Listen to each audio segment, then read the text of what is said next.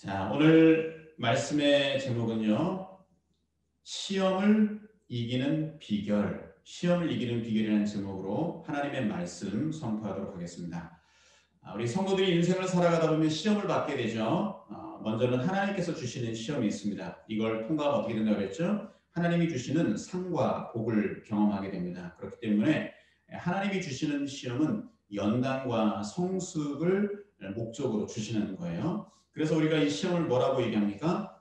다른 말로 얘기하면, 영어로 얘기하면 테스트라고 얘기합니다. 테스트. 그러니까 하나님이 주시는 건 테스트예요. 여러분, 우리가 공부할 때 시험 보지 않습니까? 학교에서 시험 보면 전날 어떻게 해요? 벼락치기를 하든 뭐라든 열심히 공부를 합니다. 그래서 그 다음날 학교 가서 문제를 풀고 나면 뭔가 이렇게 좀 성장이 있고, 내가 이 테스트를, 시험을 통과했구나, 그런 뿌듯함도 느끼게 되는 거죠. 자, 그런데 오늘 본문에 나오는 예수님을 시험했던 이 마귀의 시험은요, 유혹입니다. 템프테이션이라고 얘기합니다. 유혹이에요. 이 마귀의 유혹, 마귀의 시험은 무엇을 목적으로 하냐면 우리를 넘어뜨리고, 우리를 좌절시키는 것이 목적입니다. 그래서 결국은 하나님과의 관계를 깨뜨려 버리고 하나님부터 멀어지게 하는 것이 이 마귀의 시험의 목적이다라는 거예요. 자, 오늘 본문의 내용이 있기 전에 예수님은요, 성령 세례를 경험했습니다. 하늘이 열리는 사건을 경험했어요. 그리고 예수님은 성령의 충만함을 힘입었습니다. 자, 여러분 4장 1절 한번 보시겠습니다. 4장 1절. 예수께서 성령의 충만함을 입어 요단강에서 돌아오사. 자, 예수님이 세례 받으신 후에, 성령 세례를 받으신 후에 성령이 충만하셨단 말이죠. 그런데 바로 이어진 사건이 뭐예요? 마귀에게 시험을 받는 사건입니다. 여러분, 우리가 성령 충만할 때도 이런 시험이 찾아온다는 거예요. 당연히 우리가 신앙의 밑바닥이었을 때는요, 더 이런 시험들이 많이 찾아오지만 신앙이 좋을 때, 성령 충만할 때, 그리고 기도 많이 할 때도 이런 시험들은 찾아온다는 거예요. 그렇기 때문에 우리가 성령 충만하다고 해서 결코 자만해서는 안 된다는 것입니다. 예수님도 시험 받으셨다는 거예요. 그렇다면 우리는 얼마든지 시험 받을 수 있다는 것입니다. 여러분, 마귀의 시험은요, 우리의 존재를 의심하게 만드는 시험입니다. 3절에 있는 말씀 한번 보시겠습니다. 3절 전반절만 한번 같이 읽겠습니다. 3절 시작. 마귀가 이르되 내가 만일 하나님의 아들이거든. 네, 거기까지. 자, 지금 마귀가 뭐라고 얘기합니까? 네가 하나님의 아들이라면, 지금 예수님은 이미 하나님의 아들이시잖아요. 성자 하나님이시잖아요, 예수님이. 그런데 지금 마귀는 뭐라고 얘기하는 거예요? 네가 하나님의 아들이거든. 마귀의 시험은요, 늘 우리의 존재를 의심하게 만든다는 것입니다. 사탄이 예수님이 하나님의 아들인 거 몰랐을까요?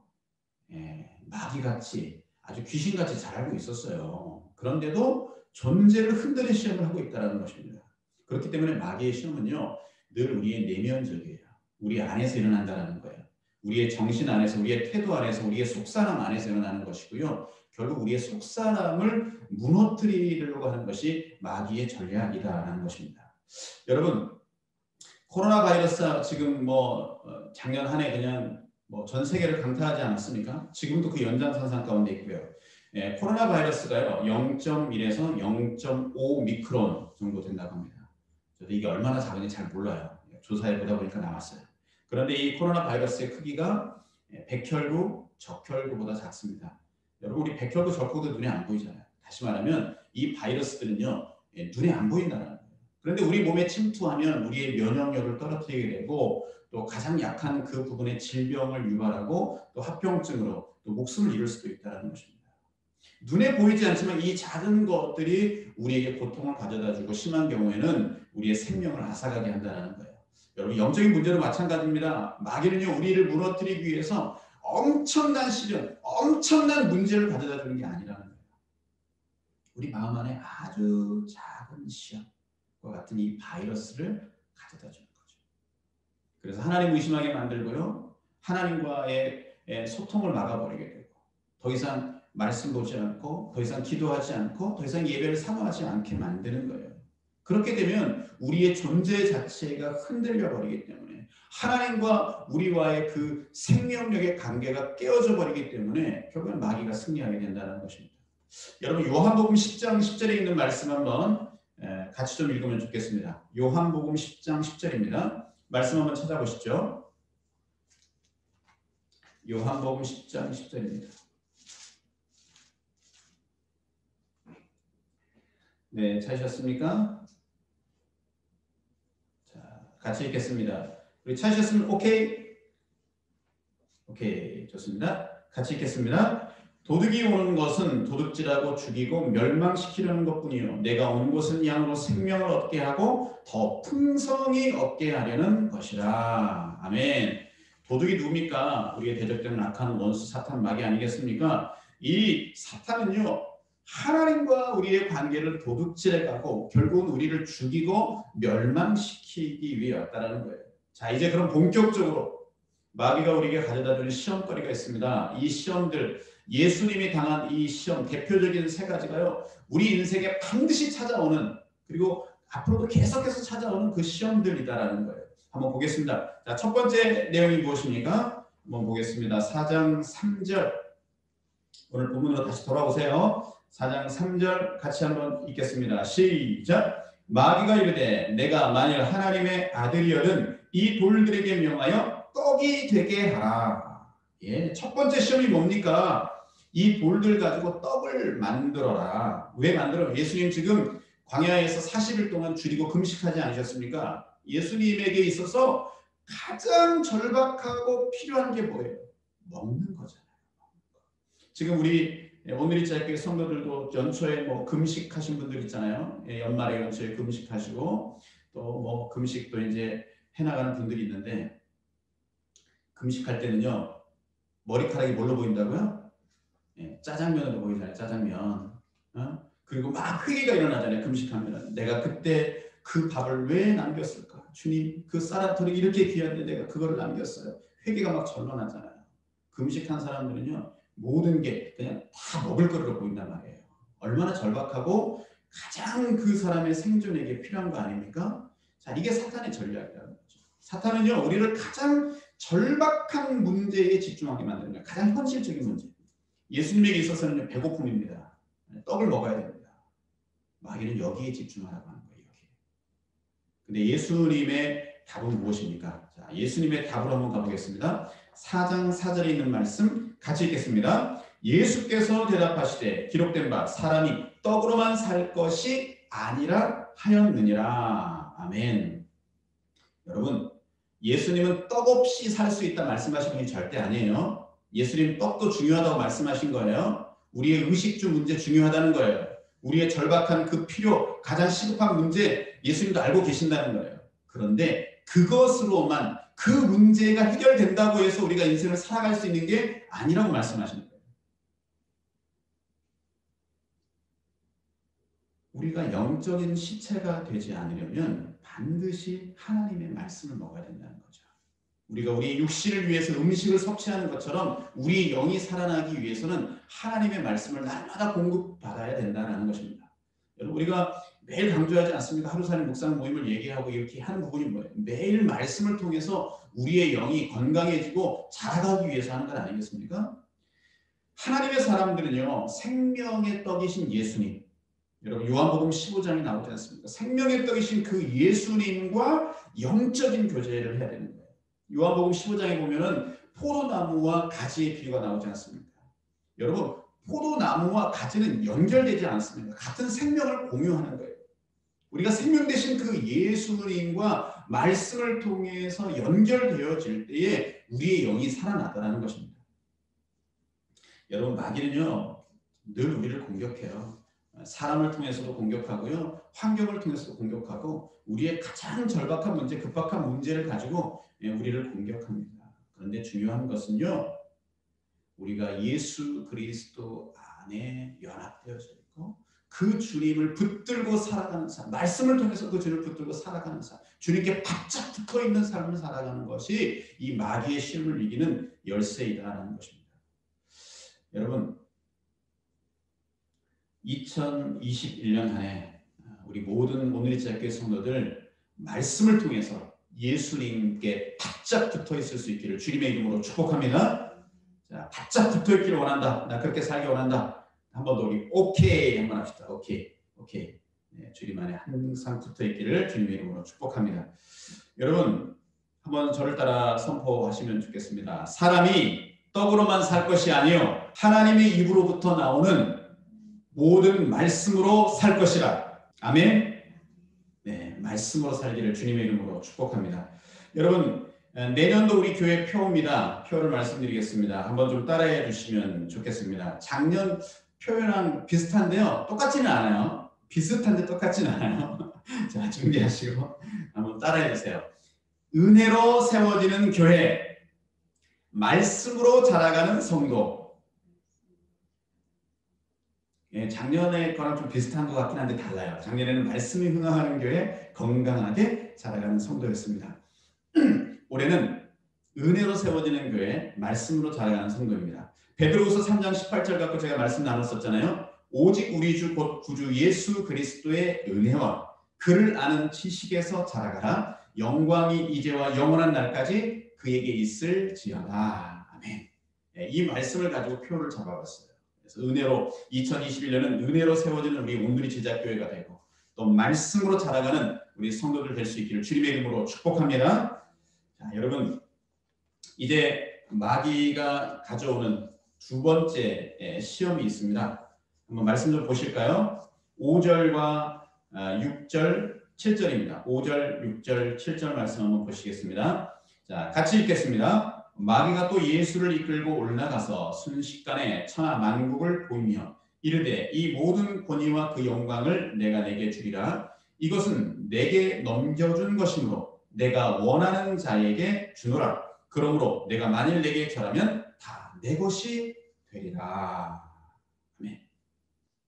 자, 여기 이 두 번째 질문을 통해서 지금 하나님께서 우리에게 주시는 중요한 메시지는 뭐냐면 내가 지금 누구에게 순종하고 누구에게 순복하고 있는가. 지금 이 메시지를 사실은 우리에게 던져주고 있는 것입니다.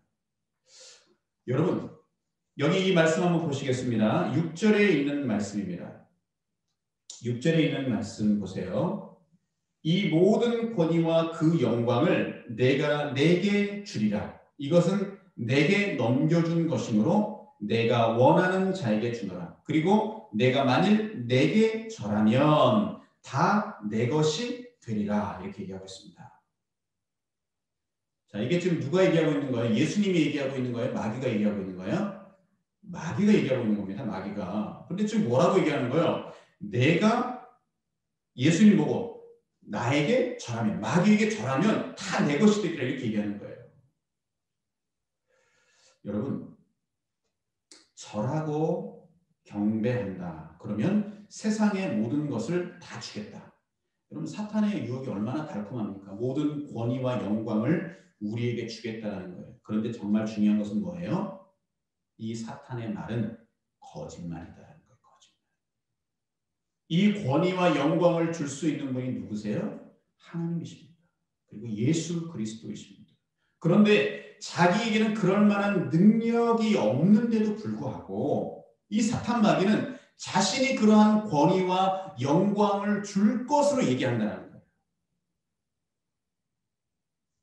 여러분, 예수님은 먼저 뭐라고 말씀하셨는지 한번 그 말씀을 좀 보시면 좋겠습니다.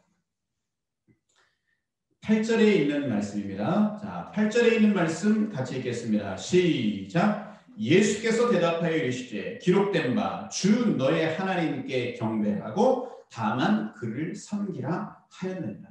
자, 여러분, 이 세 가지 시험을 통해서 예수님은 계속해서 말씀으로 지금 응대를 하고 계시는 거예요. 신명기 6장 13절에 있는 그 말씀을 통해서 계속 예수님은 응대를 하고 있는데 뭐라고 했냐면 주 너의 하나님께 경배하고 다만 그를 섬기라.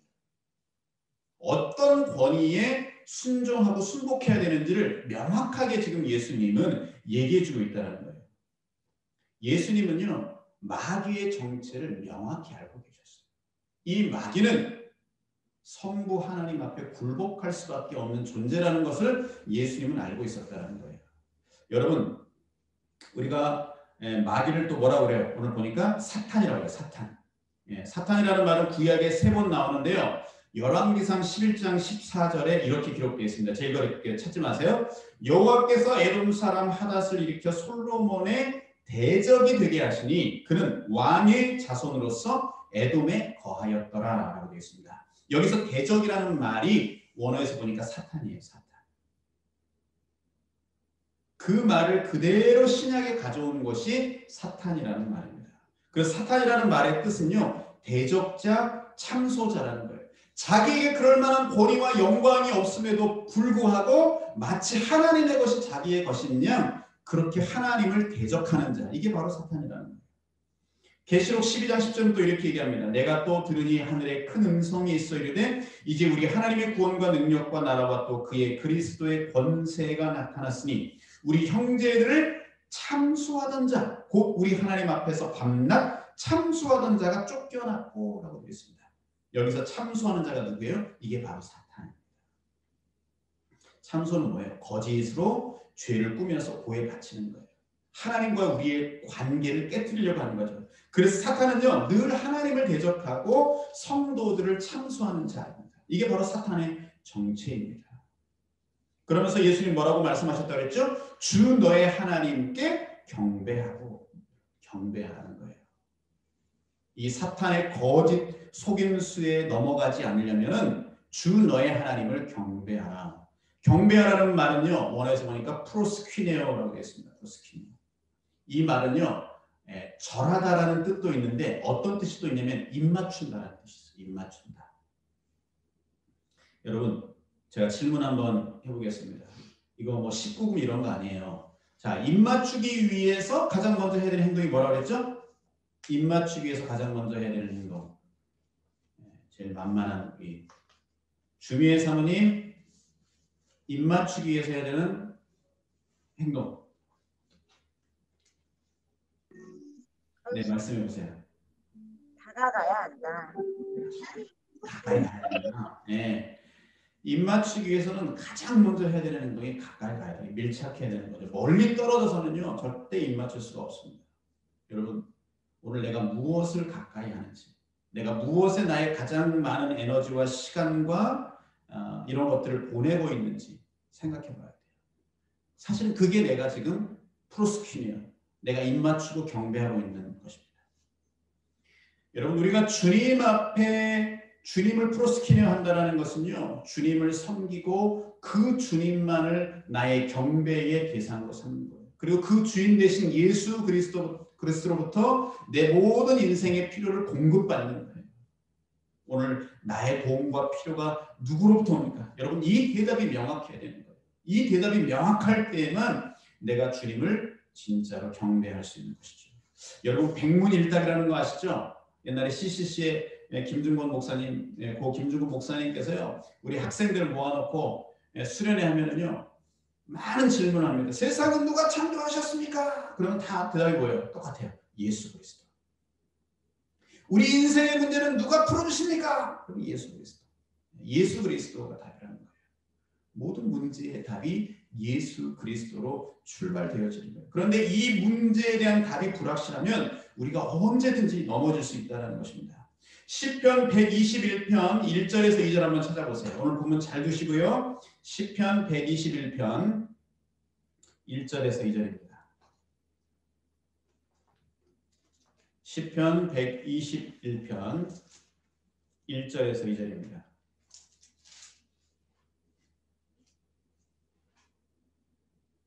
시편 121편 1절에서 2절 찾으셨죠? 네, 우리 박경림 집사님 읽어주세요. 시편 121편 1절에서 2절입니다. 마이크 켜시고요. 내가 산을 향하여 눈을 들리라. 나의 도움이 어디서 올까? 나의 도움은 천지를 지으신 여호와에게서로다. 아멘. 아멘. 네, 감사합니다. 나의 도움이 어디서 오냐는 거예요. 나의 도움. 우리 인생의 도움이, 우리 인생의 문제를 해결해 줄 것이 누구시냐? 그분이 바로 하나님이시다는 거예요. 하나님의 백성들은요, 하나님만을 경배하면서 살아가야 합니다. 거기에 참된 만족과 기쁨이 있다는 것입니다. 자, 이제 세 번째 마귀의 유혹이 있습니다. 다시 본문으로 돌아오세요. 9절에서 11절까지 한번 보겠습니다. 9절에서 11절. 자, 같이 읽겠습니다. 또 이끌고 예루살렘으로 가서 성전 꼭대기에 세우고 이르되 내가 만일 하나님의 아들이여든 여기서 뛰어내리라. 기록되었으되 하나님이 너를 위하여 그 사자들을 명하사 너를 지키게 하시리라 하였고 또한 그들이 손으로 너를 받들어 내 발이 돌에 부딪히지 않게 하시리라 하였느니라. 아멘. 예, 제가 아까 조금 사실 헷갈렸었어요. 이게 세 번째 시험을 먼저 얘기하다 보니까 잠깐 헷갈렸었는데 이 세 번째 시험이 뭐냐면 자기 증명에 대한 문제입니다. 자기 증명에 대한 문제. 내가 누구를 섬길 거냐 이게 두 번째의 문제였고요. 세 번째는 자기 증명의 문제입니다. 자기 증명의 문제.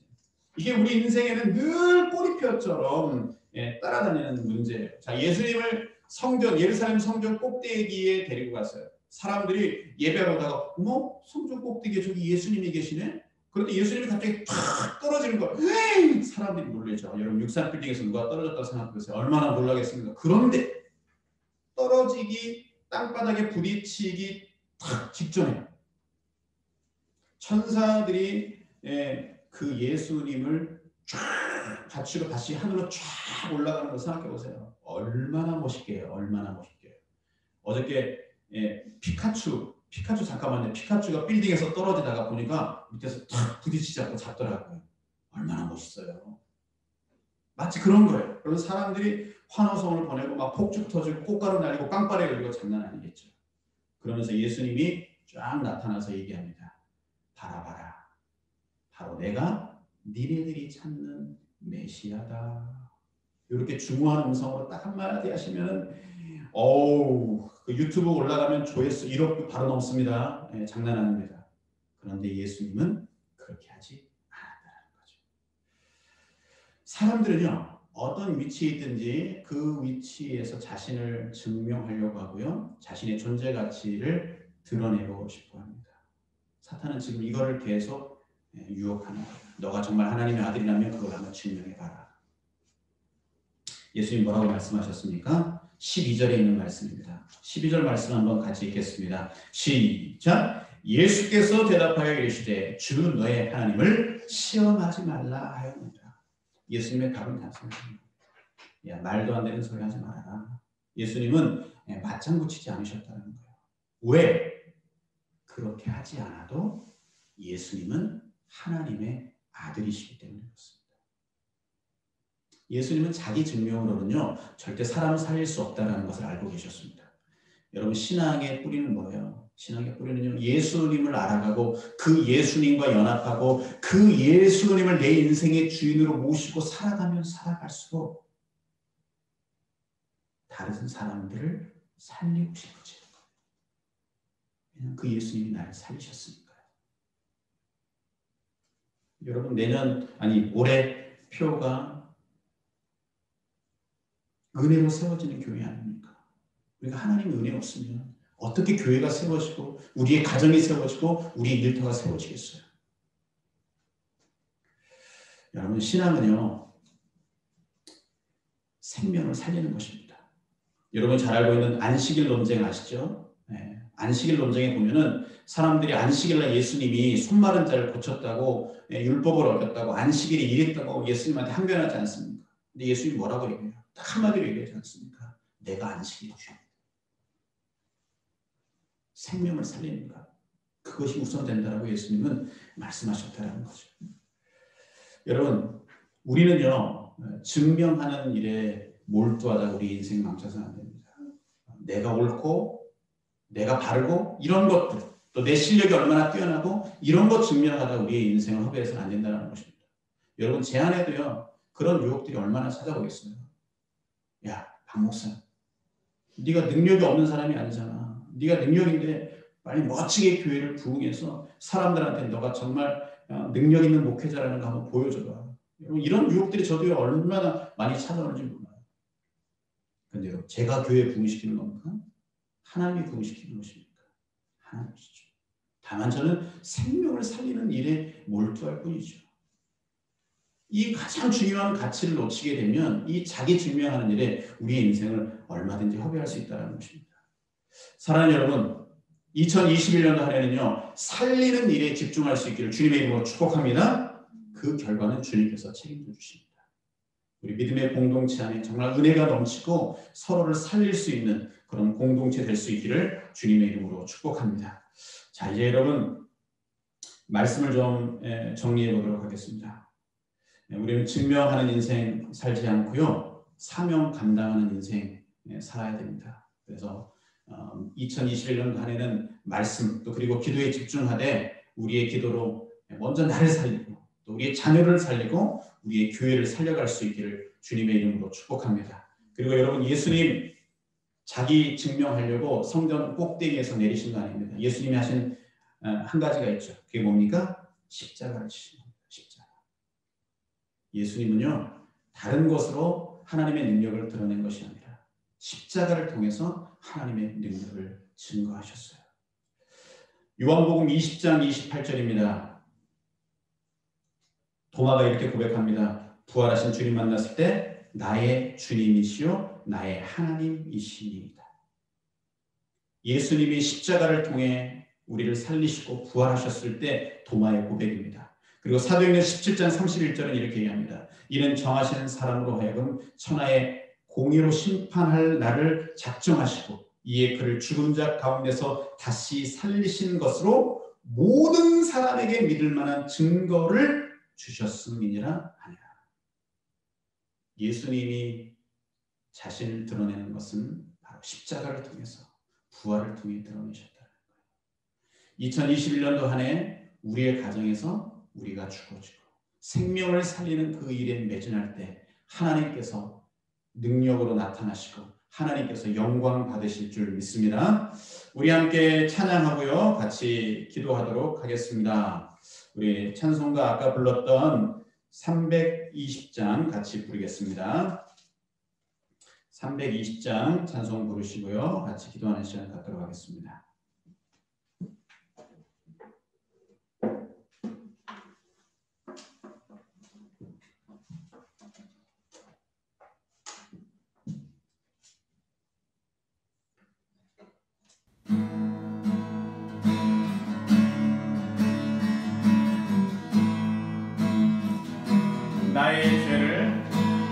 나의 죄를 정케 하사 주의 일꾼 삼으신 그새 주의 걸은 사랑 항상 찬송합니다. 나를 일꾼 삼으신 주 크신 능력 주시고 언제든지 주 뜻대로 사용하여 주소서. 내게 부어 주시려고 은혜에 예리하신 주 주의 은혜 채워주사 능력 있게 하소서. 나를